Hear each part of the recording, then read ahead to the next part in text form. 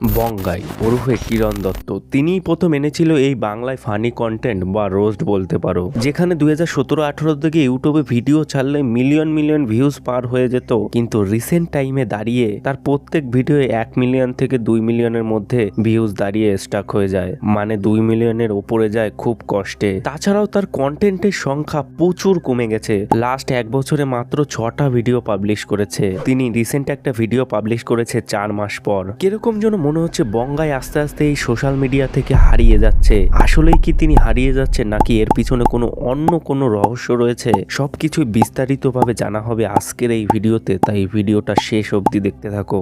মানে অনেকে বলে যে তোমার যদি কোনোদিন ডাউনফল হয় তোমার ভয় লাগে না, আমি তো ডাউনফলেই ছিলাম, মানে আমি ওখান থেকেই বিলং করি। আমি বঙ্গাই 2015 সালে তার ইউটিউব চ্যানেল চালু করেছিল বং টিউবার নামে, যেখানে তার বন্ধুদের নিয়ে ফানি ভিডিও বানাতো সে, কিন্তু তাদের বন্ধুদের ইন্টারেস্ট না থাকায় তাদের সেই ভিডিওগুলো আর বানানো হয় না। তারপরে বঙ্গাই নিজেই তার চ্যানেলে কাজ করতে শুরু করে 2017 সাল থেকে, এবং চ্যানেলের নামটাও বদলে দেয়, যেখানে নাম রাখে দ্য বঙ্গাই। এবং তার অসাধারণ স্টাইলে নিত্য নতুন ফানি ভিডিওগুলো সমস্ত মানুষের কাছে পৌঁছে যায় এবং সবাই খুব অ্যাপ্রিসিয়েটও করতে থাকে। এবং এর জন্য দেখতে দেখতে তিনি 18-19 সালের মধ্যেই প্রচুর পপুলার হয়ে যায় এই সোশ্যাল মিডিয়ায়, বেসিক্যালি এই ইউটিউবে। এবং সেই সময় তিনি এতটাই পপুলার হয়ে যায়, বড় বড় অ্যাক্টরদের কাছেও পৌঁছে যায় তাদের মুভি প্রমোশন করার জন্য, যেমন হইচই আনলিমিটেড, কলাঙ্ক, কাছের মানুষ, এইসব মুভি প্রমোশনও করেছেন তিনি। বেসিক্যালি সে এতটাই পপুলার হয়ে গেছিল, সমস্ত ইন্ডাস্ট্রির চোখে পড়েছিল তার কন্টেন্টগুলো, এবং সমস্ত ইন্ডাস্ট্রি তার কাছে আসতে লাগে তাদের মুভি প্রমোশন করার জন্য। তাছাড়াও তিনি KKR এর জন্য একটা KKR অ্যান্থাম সং তৈরি করে, যার নাম হলো KKR হে তৈয়ার, সেটাও প্রচুর পরিমাণে চলেছিল।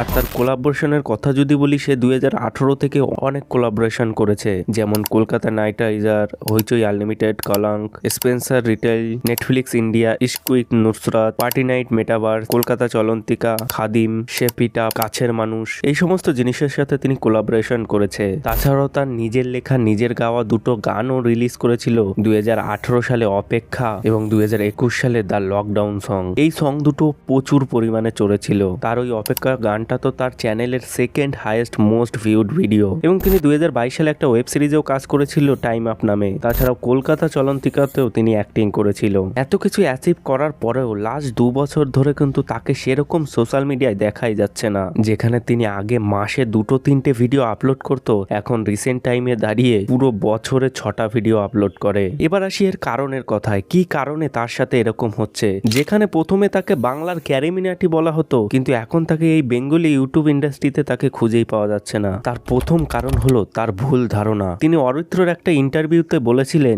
যে ইউটিউবে প্রোডাকশনের মতো কিছু কাজ করে না। পিউরিপাই এবং লোগান পলের উদাহরণ দেয় যে তারা একটা মোবাইলের মাধ্যমে তাদের ভিডিও শুট করে ইউটিউবে আপলোড করে। এবং তাছাড়া কিছু হিন্দি ইউটিউবারদেরও উদাহরণ দেয়, যেমন ভুবন বাম, ক্যারি মিনাটি। বলে ভুবন বাম তো তার মোবাইলটা উঁচু করে মোবাইল দিয়েই তার ভিডিওগুলো শুট করে, কখনোই কি সেই ভুবন বাম তার প্রোডাকশন হাউস তৈরি করে তার ভিডিও প্রডিউস করবে এই ইউটিউবে? কখনোই না। এই কথাগুলোই বলেছিল তিনি তার ইন্টারভিউতে। ইউটিউব জিনিসটা আমার মনে হয় যে খুবই পার্সোনাল। আমার মনে হয় যে ইউটিউব জিনিসটা অত হাই প্রডিউস জিনিসপত্র না। মানে আমি এটা খেয়াল করেছি, এটা আমাদের সাথে আমাদের ফরেনের ইউটিউবের একটা বিশাল বড় পার্থক্য। মানে ফরেনে যারা বড় বড় ইউটিউবার তুই খেয়াল কর, মানে পিউরিপাই বা কেসি নাইস্টার বল, লোগান পল বল, মানে কেউ কিন্তু ওরকম হাই প্রডিউসড ভিডিও বানায় না যে কমেডি আমাকে হাসাতে হবে, কমেডি ভিডিও আমরা বানাবো বা স্কেচ ভিডিওস বানাবো। ফরেনে একটা ইউটিউবার এরকম নেই যারা বড় এবং তারা স্কেচ ভিডিও বা ভাইন্স বানায়। আমি ইন্ডিয়াতেও উদাহরণ দিতে পারি, ভুবন মাম ভুবন মাম সেই মোবাইলেই আটকে আছে। ও কি পারে না যে ওর কি টাকা নেই এখনো, বা ও কি সেই ক্ষমতাটা এখন হয়নি যে চ্যানেলে বিশাল ওয়েল প্রডিউসড ভিডিও আপলোড করতে পারবে? আমার সেটার পরিচয়, আমার মনে হয় যে আমার এটা পরিচয়, আমি এই মাইকের সামনে বসে কথা বলবো, সেইটা আমার পরিচয়। যদি এরকম কাজ করি তো হ্যাঁ অন্যের সাথে করবো, কিন্তু আমার চ্যানেল হিসেবে আমি কোনোদিন প্ল্যান ভাবি। কিন্তু এই সমস্ত কথাগুলোই কিন্তু ভুল প্রমাণিত হয়েছে। আজকের দিনে দাঁড়িয়ে এই ভুবন বাম তার প্রোডাকশন হাউসের দ্বারা বড় বড় প্রজেক্ট রিলিজ করছে, যেমন ঢিন্ডোরা, তাজা খাবার, এবং ক্যারিমিনাটিকেই ধরে নাও না, তিনি কিন্তু এখনো সেই স্কেচ ভিডিওই বানিয়ে যাচ্ছে, কিন্তু তার প্রোডাকশন হাউসের মাধ্যমে। তিনিও কিন্তু তার প্রোডাকশন হাউস খুলে নিয়েছে এবং সেখানে বেস্ট কোয়ালিটি এবং পয়সা খরচা করেই স্কেচ ভিডিওগুলো বানায়। তার একটা অ্যাক্টর পুরাব যার একটা ভিডিও দেখছিলাম, যেখানে সে বলছিল যে তাদের 2 মিনিটের একটা ভিডিও করতে 19 घंटा टाइम लेगे गए कैरिमिनाटीर प्रोडक्शन हाउसेर द्वारा। हमारा 2.5 मिनट का सीन था, 16 घंटे में शूट हुआ है भाई। क्या बात कर रहा है? 2.5 मिनट का सीन 16 घंटे। 16 घंटे उन्होंने एक टाइम स्टैम्प बनाया हुआ था कि 2 मिनट 15 या 16 सेकंड का ये सीन है जो हमने लिखा है। वो 19 भी नहीं जाना चाहिए। মানে তারা এখন কোল লেভেলে পৌঁছে গেছে। আমার মনে হয় বঙ্গাইয়ের এই ধারণাটাই ভুল ছিল, তার জন্যই তো তিনি বলেছিল প্রোডাকশন কোয়ালিটি ম্যাটার করে না এই ইউটিউবে। আর দ্বিতীয় কারণ হলো তার ইউটিউব কেরিয়ার ছেড়ে অন্য কেরিয়ারে যাওয়া। যেমন তিনি কিন্তু গত 2 বছরে তিনি কিন্তু সেরকম কোনো ভিডিওই আপলোড করেনি তার ইউটিউবে। তিনি চলে গেছিল সেই মেন স্ট্রিমে, মানে ওয়েব সিরিজ করছিল, মুভি করছিল। তিনি ইউটিউবের দিকে সেরকম ধ্যানই দিচ্ছিল না। কিন্তু তার অ্যাক্টিংটাও কিন্তু সেরকম ভালো না, সবাই ক্রিটিসাইজই করেছে তার অ্যাক্টিং দেখে, এবং সেটা পরবর্তীতে নিজেই মেনে নিয়েছে। আমার ইন্টেনশন ছিল পারুলদা সরি যে কিভাবে সিনেমা কাজ করে সেইটা দেখা, মানে আমার অ্যাক্টিং করা বা আমার প্রথমবার পর্দা আসে সেটা ইন্টেনশন ছিল না, যেহেতু আমি পুরো প্রসেসটা বুঝতে চাই এবং নিজে বানাতে চাই ইন ফিউচার, নিয়ার ফিউচার। তাই হয়তো ভবিষ্যতে তিনি আর অ্যাক্টিং করবে না, কিন্তু তার অন্য কিছু স্বপ্ন রয়েছে, সেটা বলছি পরে। এবার আসি তৃতীয় কারণে। তৃতীয় কারণটা হলো কন্ট্রোভার্সি। তার এই ইউটিউব কেরিয়ারে প্রচুর কন্ট্রোভার্সি তৈরি হয়েছে। যেমন ধরো সব থেকে বড় কন্ট্রোভার্সি তার অঙ্কুশের সাথে, সেই কন্ট্রোভার্সিটা প্রচুর চলেছিল। এবং তাছাড়াও তিনি ইউটিউবে একটা ভিডিও আপলোড করেছিল এভরিথিং অ্যাবাউট পর্ন। সেই ভিডিওটার মাধ্যমে তিনি প্রচুর হেট পেয়েছিল এবং তার নামে লিগ্যাল কেস করারও ধুমকি দিয়েছিল। এর জন্য তিনি ইউটিউব থেকে ভিডিওটাও ডিলিট করে দেয়। দেখো তার সেই বঙ্গাইয়ের ঝুলিতে 8টা ভিডিও রয়েছে, যার মধ্যে থেকে ওই 5 নম্বর এপিসোডটা গায়েব। মানে 4-এর পরে এখন 6 নম্বর এপিসোড রয়েছে। ওই 5 নম্বর এপিসোডটাই ছিল এভরিথিং অ্যাবাউট পর্ন। এটা তার পেশারে এসে ডিলিট করতে হয়েছে। কিন্তু পরবর্তীতে তার ওই ভিডিওতে যেখানে অবজেকশন ছিল সেটাকে ট্রিম করে তিনি ফেসবুকে আপলোড করে দেয় এবং সেই ভিডিওটা এখনো চলছে ফেসবুকে। এবং তারপরে শুরু হয় তার লাইফের একটা বড় কন্ট্রোভার্সি। তার এবং তার গার্লফ্রেন্ডের একটা পিকচার পর্ন ওয়েবসাইটে রিলিজ করা হয় এবং সেই পিকচারটা দেখে সবাই ভাবে এটা হয়তো তার পর্ন ভিডিও, এবং এই জিনিসটা প্রচুর পরিমাণে ছড়াতে থাকে সোশ্যাল মিডিয়ায়। এই ধরনের ভিডিও তো ইউটিউবে ভরে ভরে রিলিজ করা হয়। এটা কিন্তু তাদের পর্ন ভিডিও ছিল না, কিন্তু তাদের ছবিটাকে এমন ভাবে এডিট করা হয়েছে মনে হচ্ছে পর্ন ভিডিও। এই নিয়ে তিনিও ভিডিও বানায় এবং তার পক্ষটাও রাখে সোশ্যাল মিডিয়ায়। এটা হচ্ছে আমার গার্লফ্রেন্ডের ছবি একটা পর্ন সাইডে এডিট করে, মানে সেটা ভিডিও না কোনো পর্ন সাইড এডিট করে এমনভাবে আউটলেটটা বানানো যে পর্ন সাইডে আমাদের একটা ভিডিও আছে। সেই সমস্ত কিছু দেখছি একই সময়টা হচ্ছে। মানে এর আগে আমার খুব একটা এফেক্ট করেনি, যেহেতু খারাপ কিছু আমার সাথে আসেনি, ভালো লোকে অ্যাপ্রিসিয়েট করে যাচ্ছে, তাই এফেক্ট করেনি হয়তো। মানে একটা তোকে discussion হচ্ছে। সত্যি সত্যি এফেক্ট করেছে এই ব্যাপারটা।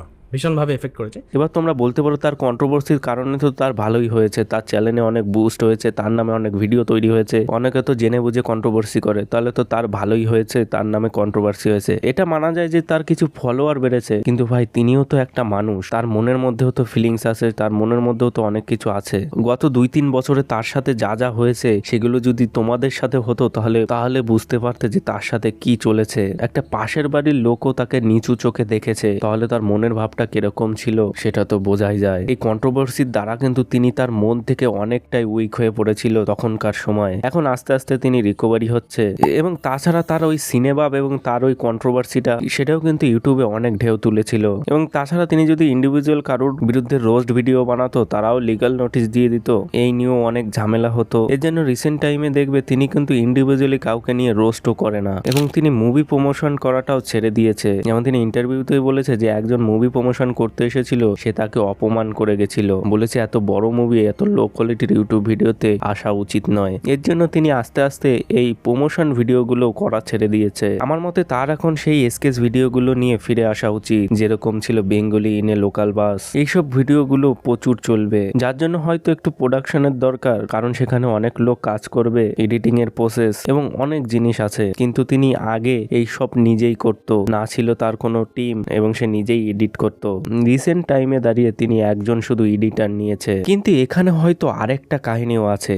আমার মনে হয় বঙ্গাই হয়তো বড় কিছু করার চেষ্টা করছে এই ইউটিউব থেকে বেরিয়ে। মানে তিনি হয়তো কোনো মুভি বা কোনো ওয়েব সিরিজ লিখছে মেন স্ট্রিম মিডিয়ার জন্য, কারণ তিনি এই ইউটিউবে আসার আগেই কিন্তু আড্ডা টাইমসে একটা স্ক্রিপ্টও বেচেছিল যেটা 500 টাকায়। তাই তার এই স্ক্রিপ্ট লেখার ধারণাটা কিন্তু তার মধ্যে আগেই ছিল। মানে একটা কথা আছে না যে শের দুপা পিছই বড় কিছু স্বীকার করার জন্য, বঙ্গার ক্ষেত্রেও ঠিক সেরকমই মনে হচ্ছে। মানে রিসেন্ট টাইমে দাঁড়িয়ে সে সেরকম কোনো ভিডিও বানাচ্ছে না, না সোশ্যাল মিডিয়ায় তাকে সেরকম ভাবে দেখা যায়। কারণ হয়তো এটাই, সে হয়তো বড় কিছু করার চেষ্টা করছে।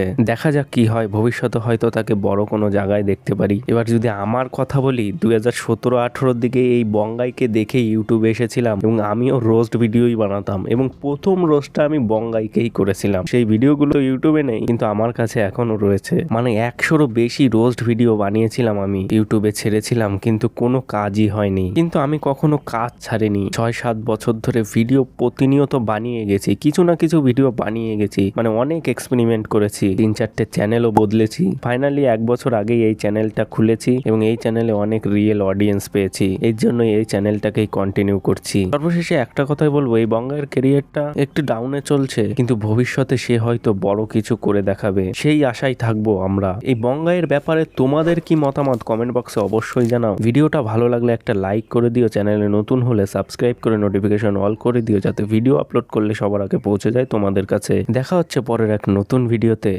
বাই।